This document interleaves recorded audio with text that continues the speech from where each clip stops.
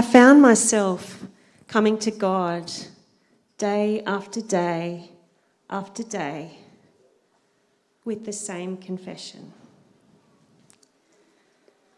I'd come to God and I'd say, I'm so anxious.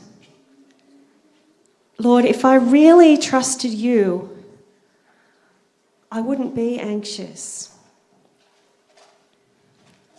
And I became ashamed that I was coming back to God again and again with those same words.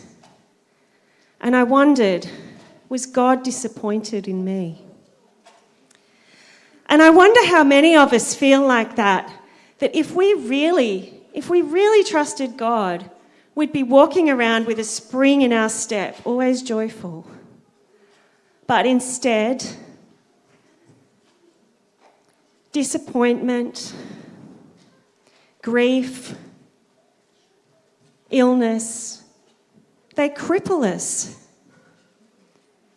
and they slow us down.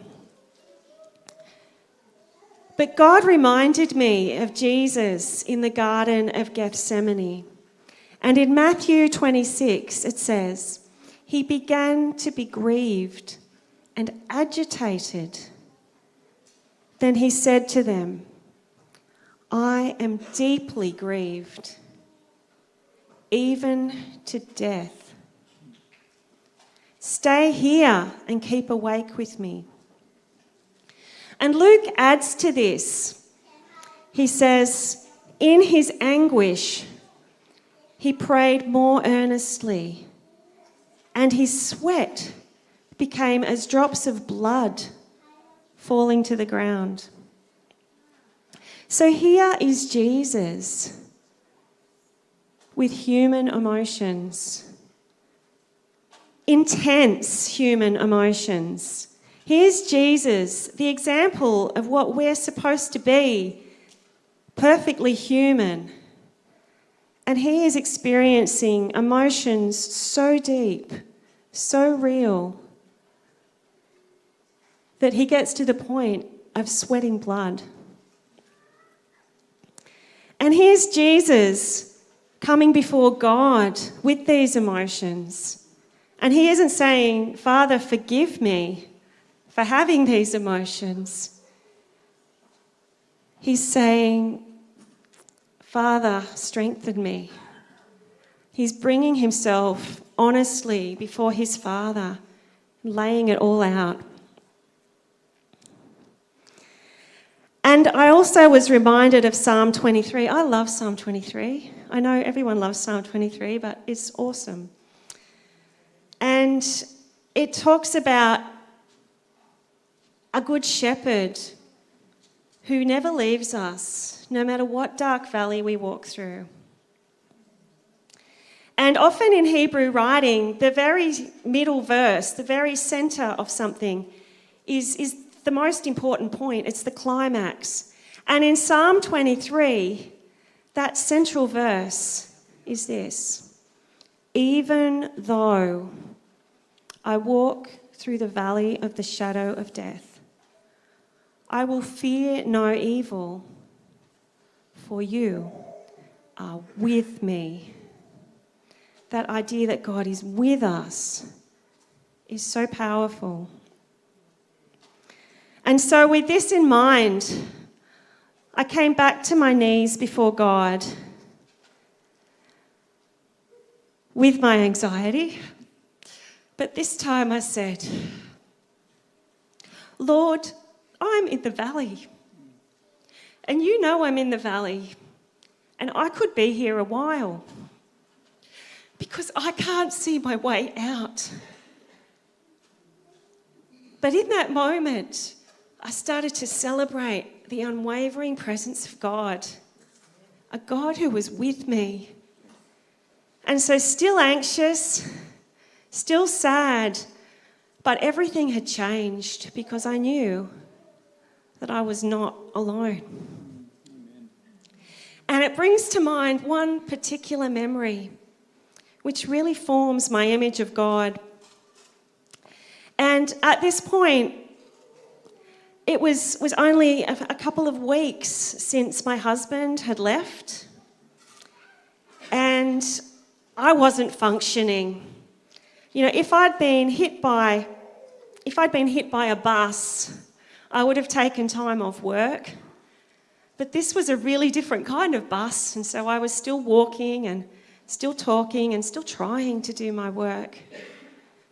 But every step just felt impossible. And one morning, during that time, my mum was rushed to hospital with breathing difficulties.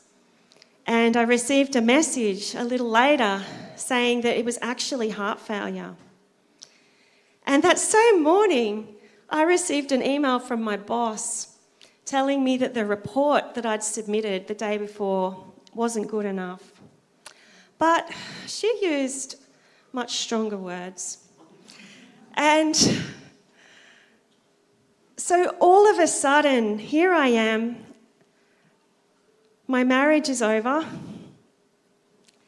I could be losing my mum, and I could lose my job. And I just sank to the floor of my bedroom, and I couldn't move. But I did message my friend, and I just told her very, very simply what had happened. And I don't even know right now how she got there, but next thing I knew, she was there on the floor next to me. And just sitting with me. I don't even think she said much, but she didn't need to. At that moment, she was the love of God in physical form in my bedroom. And she sat there until I managed to stand up, and we walked around the block. And you know, nothing else had changed. My circumstances were still the same, but everything had changed because I knew that I was not alone. And this is exactly how I see God and how I see prayer. There are so many kinds of buses, and I've seen them come through here and knock the legs out from under people. Once again, sickness, grief, anger, disappointment. But when this happens, God is with you. When you're left on the floor, He sits there with you, and you can come to Him in complete honesty. Jesus, the one who suffered anguish and agitation to the point of death in Gethsemane, He gets it. He really gets it. And so you don't need to be ashamed of how you feel when you come to Jesus. Don't hide from Him. Don't hide from prayer. In prayer, we celebrate His presence with us. We celebrate God with us. And He is the God who will sit with you on that floor. And He is the God who will stay with you until you can stand. And as you stand, He will take that first step with you, and He will walk with you every step of every day for the rest of your life.